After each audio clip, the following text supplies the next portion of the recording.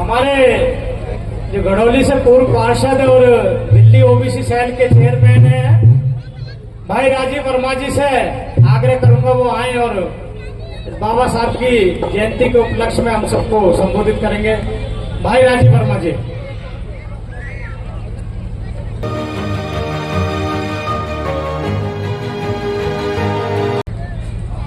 आज के इस बहुत ही पावनमय मौके पर जहां पूरा राष्ट्र बाबा साहब की जयंती मना रहा है, ये जयंती 14 अप्रैल से लेकर के और 14 अप्रैल ही नहीं पूरे मई तक भी हम लोग मनाने का काम करते हैं। ऐसे पूज्य बाबा साहब के चरणों को नमन करता हूं। नमो बुद्धाय और जय भीम करते हुए मैं आप सबके बीच में मेरे मंच पर सम्मानित बहुत ही समाज के वो जुझारू जिनके द्वारा समय समय पर समाज को जागरूक करने का काम किया जाता है, ऐसी हमारी संस्था भारतीय बौद्ध महासभा, जिसके तत्वाधान में आज ये अम्बेडकर पार्क में हम बाबा भीमराव अम्बेडकर जी की जयंती मना रहे हैं। ऐसे पावन मौके पर इस समिति के बहुत ही सम्मानित अध्यक्ष मेरे बड़े भाई श्री वीरेंद्र राव साहब, इस समिति के महासचिव मेरे छोटे भाई अनुज मौर्य जी, मंच पर विराजमान बहुत ही सम्मानित वीर सिंह प्रधान जी, आदरणीय रणजीत बोध साहब, हमारे बहुत ही सम्मानित धर्मपाल मौर्य जी, भाई भोला जी और सम्मानित मंच पर जितने भी मेरे बहुत ही सम्मानित आदर के योग्य बैठे, मैं सबको हाथ जोड़कर प्रणाम करता हूं, नमस्कार करता हूं। और जो गांव काठी खेड़ा से भाई ओमपाल गौतम जी इतना सुंदर कार्यक्रम कर रहे हैं, करके जोरदार ताली होनी चाहिए। भाई ओमपाल गौतम जी और रवि गौतम जी की टीम के लिए जोरदार तालियों से स्वागत कीजिए। हमारे बीच में आए हैं और बाबा साहब के भजनों से हम सबके अंदर वो जज्बा, वो बात बताने का प्रयास कर रहे हैं कि हमें याद दिला रहे हैं। ये आज से 134 वर्ष पहले जब बाबा भीमराव अम्बेडकर का जन्म हुआ था, तब देश की परिस्थितियां क्या थी, समाज में हमारे भाइयों को कितनी इज्जत मिलने का काम होता था। जब आज हम ऐसे समाज, ऐसे समय में भी देख रहे हैं, तो मेरी माताएं बहनें बैठी है, मेरे बुजुर्ग बैठे हैं, भाई बैठे हैं, आप सोचिए कि 134 वर्ष समय पहले कैसा भारत, कैसा देश रहा होगा और हमारे साथियों का कितना तिरस्कार होता होगा, शोषण होता होगा। समाज में बराबरी का हक दिलाने के लिए इतनी लंबी लड़ाई बाबा साहब ने लड़ी। और आज हम जब किसी भी कार्यक्रम में आते हैं जहां बाबा साहब की बात होती है, उनके विचारों की बात होती है, तो मंच पर जब हम खड़े होते हैं बात बाबा साहब की करते हैं, लेकिन चोरी छिपे जिन दलों में हम काम करते हैं, उन दलों की भी हम चापलूसी करने का काम करते हैं। करते हैं नहीं करते हैं?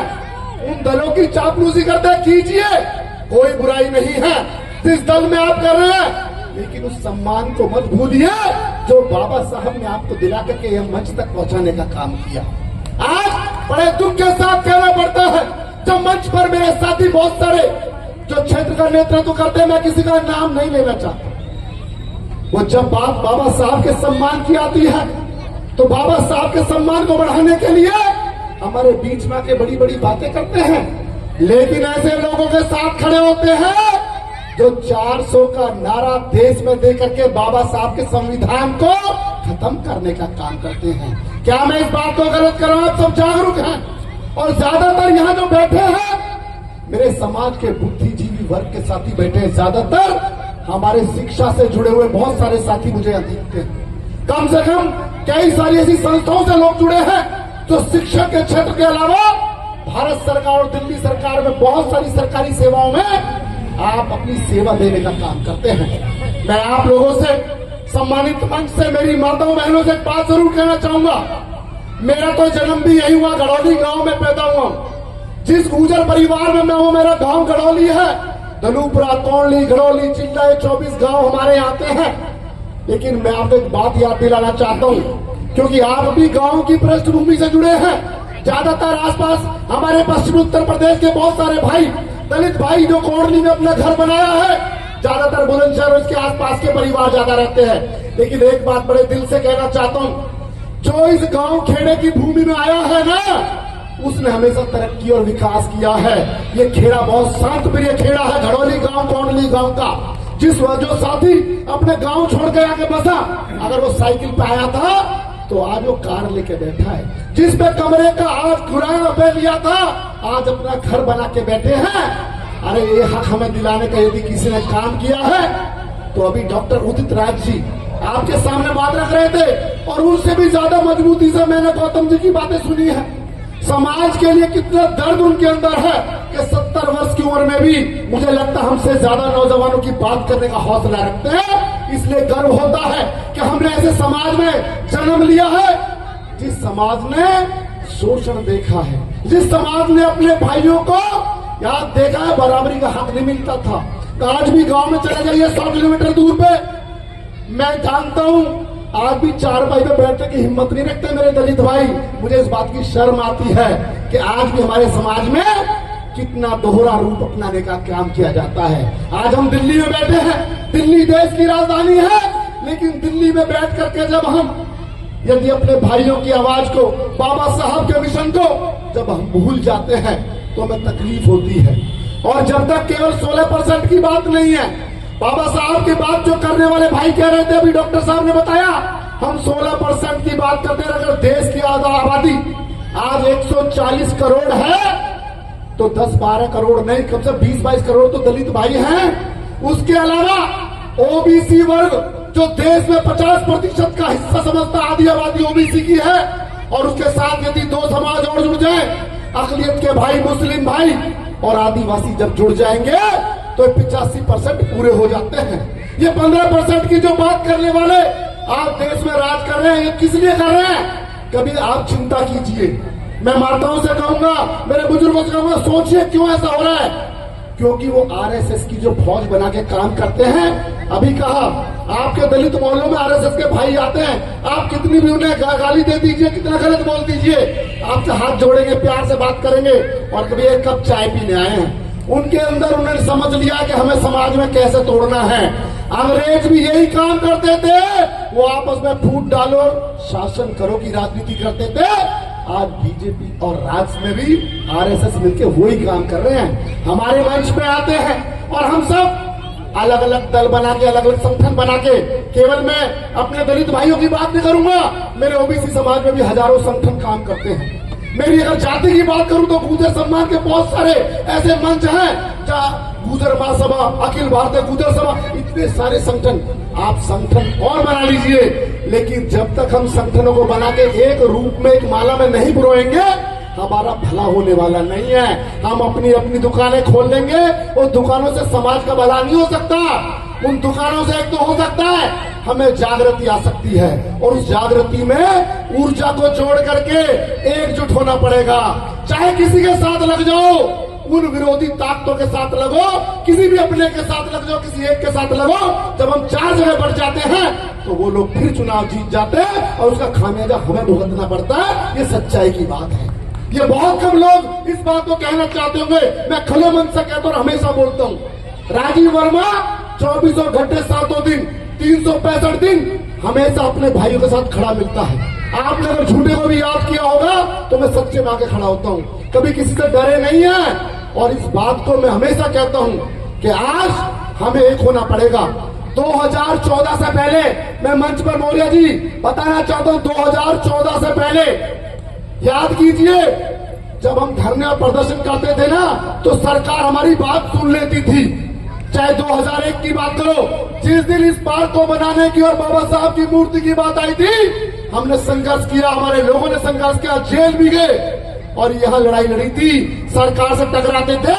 लेकिन आज 2014 के बाद 2025 में हम संघर्ष भी करेंगे तो हमारी कोई बात सुनने वाला नहीं है।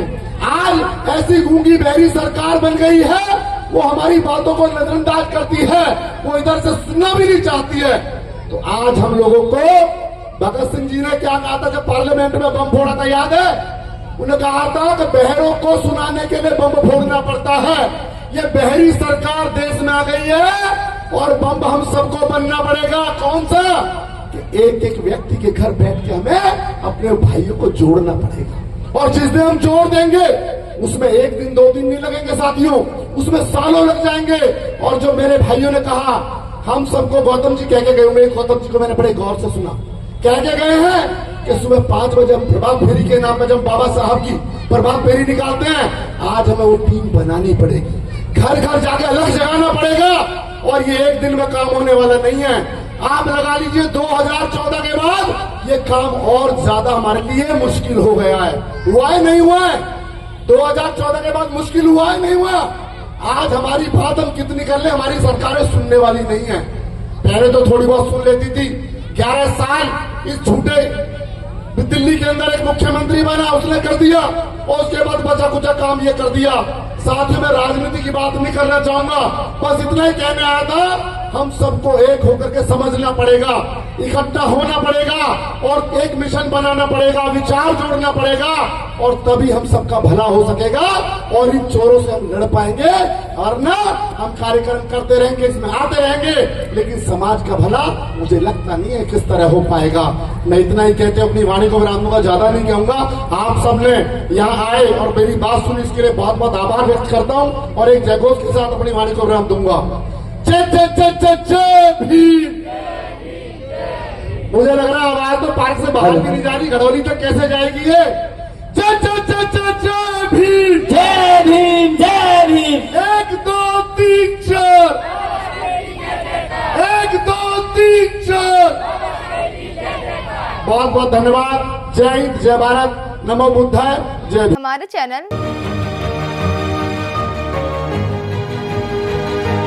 लाइक, शेयर, सब्सक्राइब देखना मत भूलिएगा। जय भीम, जय भारत, जय संविधान। नमो बुद्धाय। धन्यवाद। चैनल आर्थिक समस्या से गुजर रहा है।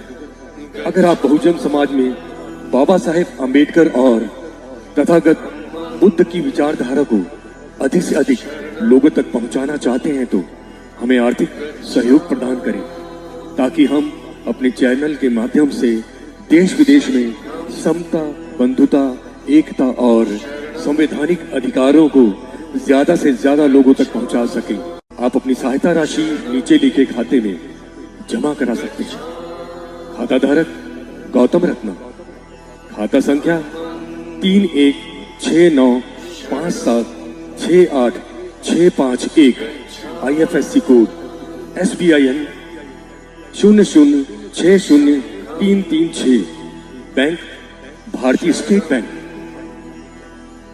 आप हमारे बैंक खाते का विवरण स्क्रीन पर भी देख सकते हैं। जय भीम, जय भीम। मैं गौतम रत्ना, गौतम फिल्म्स प्रोडक्शन में आपका स्वागत करता हूं। आप हमारे प्रोडक्शन हाउस के अंदर अपना कैरियर बना सकते हैं as a film director, as a producer and actor and actress and editor and cinematographer also. अगर आपको फिल्म से रिलेटेड कुछ भी प्रोजेक्ट आपको बनवाना है तो हमारे पास में पूरा सेटअप है, जिसमें फिल्म कैमरा है, शूटिंग लाइट्स है और एडिटिंग है। सारा A to Z एक ही जगह पर आपको हमारे यहाँ पर मिल जाएगा। तो दोस्तों, आप हमें कांटेक्ट कर सकते हैं हमारे नंबर्स पर 9810085714।